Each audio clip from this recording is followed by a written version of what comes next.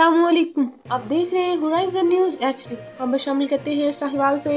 Deputy commissioner Mohammad Awais Malik का झार road पर नया पार्क की मौजूदा जगह का दौरा।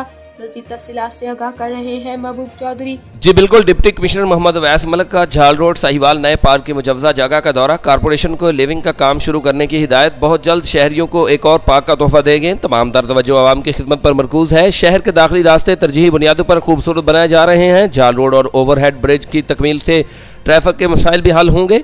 हर शहरी मौसम बहार की शजरकारी मुहिम में एक पौधा जरूर लगाए। इंतजामिया और शहरी मिलकर साहिवाल को सरसब्ज शहर बनाएंगे। Deputy commissioner Sahiwal. जी मज़ीद खबर और अपडेट्स के लिए हमारे YouTube चैनल को सब्सक्राइब करें, बेल आइकन को प्रेस करें और हमारे Facebook पेज को फॉलो करें।